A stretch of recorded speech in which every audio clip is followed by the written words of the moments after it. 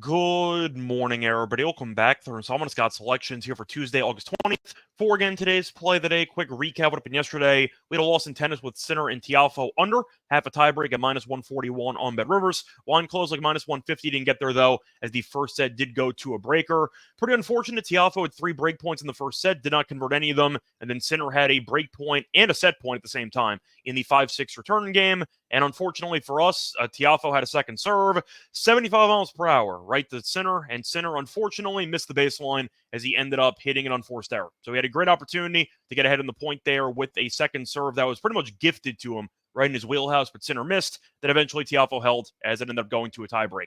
Then, of course, Sinner killed him in the second set. So either way, kind of unfortunate there. Picked up a loss, though. Look for a winner here on Tuesday. For the actual play, though, remind me once again, the more picks on the website. So go to the website, you do. Use the promo code VKL5G16 for 5% off. Results in description. Plus a reminder, hit the like button, subscribe to the bell, so get notified. I'll never miss an episode. And for the actual play, going to the WNBA, you're looking at a matchup between the Storm and the Mystics, taking place at around 7 p.m. Eastern Time. And for this matchup, I'm going to go with a player prop. I'm going to go with Jewel Lloyd under 8.5 rebounds and assists at minus 132 on FanDuel.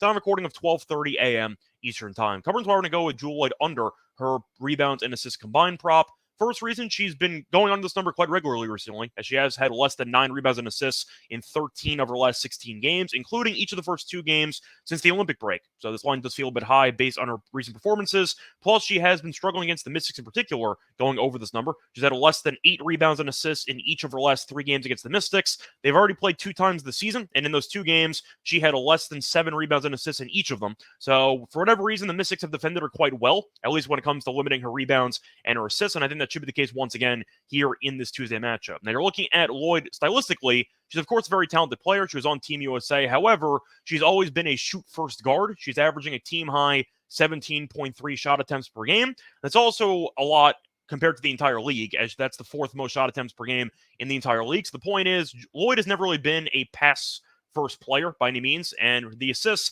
are kind of going to fluctuate mostly, I'd say, in an underwhelming fashion based on how often she looks to shoot the ball first. They have a true point guard in Diggin Smith who kind of facilitates and does most of the passing for the team. But Lloyd, I think, is going to be looking to once again get her shot going. And with the amount of shot attempts she's going to take, I don't exactly expect her to light it up in terms of assists in this matchup. And to look at the actual numbers against the Mystics assist-wise, she's had a total of 3 assists in the first 2 games against the Mystics. So once again, less than 3 assists in each game. And I think because of that, this might drag down the overall total she's going to end up with in this Tuesday game. But you're looking at the Storm also this season, very bad at assisting on the road. They're actually averaging the fewest assists per road game in the entire league. So for whatever reason, the Storm assist-wise have been significantly better at home than on the road. I think Lloyd's going to feel the, I'd say, struggles of accumulating assists because of it. And I think that if Lloyd ends up getting, let's just say, 3 or 4 assists, there's no guarantee she's going to end up getting a 5+ rebounds. She's not a great rebounder either. So the point is, I do think that the matchup itself isn't exactly the best for her based on the history and based on her recent form. I think 8.5 is too high, so I am going to go with the under. But once again, you're looking at a player who's had a less than 9 in 13 of her last 16. She's had a less than 8 in each of the last 3 games against the Mystics, less than 7 in each of the first 2 games this season against Washington. Just seems like a pretty bad spot for her with a line that's a bit too high, so I am going to go with the under. Split it once again here for Tuesday, August 20th. It's going to be on Jewel Lloyd under 8.5 rebounds and assists at a minus 132 on FanDuel. Bye, everyone.